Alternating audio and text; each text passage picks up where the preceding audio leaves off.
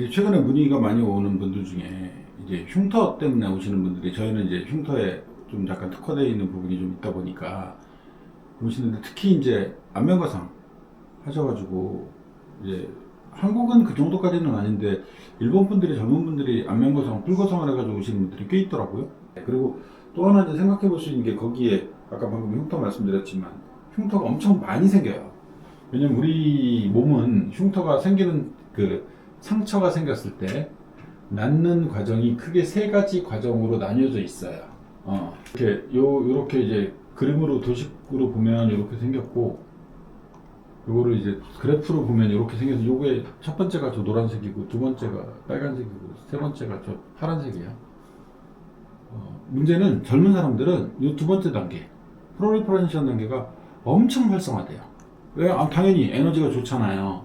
에너지가 좋고, 그러니까 이게 저 세포를 만드는 게, 이제 우리 몸 안에 들어있는 그 섬유화 세포라는 세포가 저 과정을 핸들링을 하게 되는데, 그 핸들링을 할 때 있어서, 저 과정에 있어서 여기 엄청 증식을 많이 하게 돼요.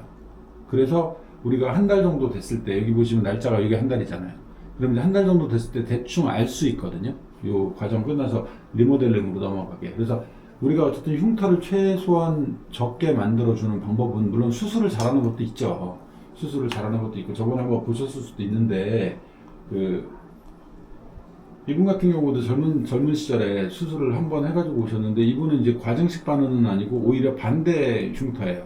꺼진 흉터에 가까우신데, 뭐 어쨌든 간에 이렇게 보기 싫은 흉터가 생겼단 말이에요. 그래서 흉터도 없애드릴 겸 해서 수술을 해드리긴 했는데, 그래서 안면거상을 해드렸어요. 이렇게 여기 한 5주 6주 정도 됐는데, 어쨌든 이런 과정에서 이 흉터도 없애드리고, 뭐 붉은기는 아직은 좀 남았죠. 100일 돼야지 붉은기는 없어지니까. 근데 보시면 과정식 반응이 없잖아요. 이런 분들은 이제 물론 체질적으로도 좋은 부분이 있긴 하지만, 반대로 얘기하면 연령대가 꽤 있기 때문에 그런 문제가 덜 생기는 것도 있단 말이에요. 항상 문제가 되는 경우는 2단계인 요 증식 단계, 그리고 3단계인 리모델링 단계라고 불러드리는 그 단계, 요 두 단계에서 문제가 생기는 거거든요. 그래서 우리가 하는 거는 이 단계, 티슈 포메이션 또는 프롤리퍼레이션이라고 되어 있는 이 단계를 빨리 멈추고 그 다음 단계로 넘겨줘야 되는 거예요. 그런데 그런 데에 도움이 되는 게 이제 스테로이드 주사, 트리암실롤론이 가장 대표적이고요.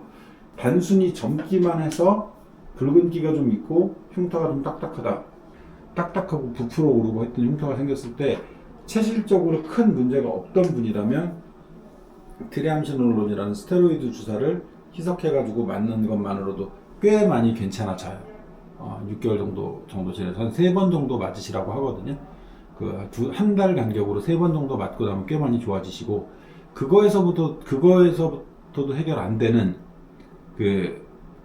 흉터가 있어요.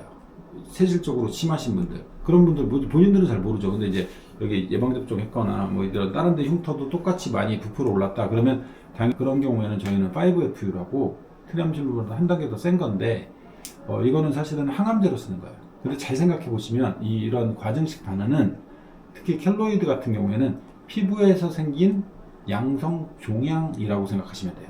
그래서 그거를 강제로 꺼트려 줘야 되니까, 그리고 색깔 빼는 거야 뭐 레이저로 빼면 되니까.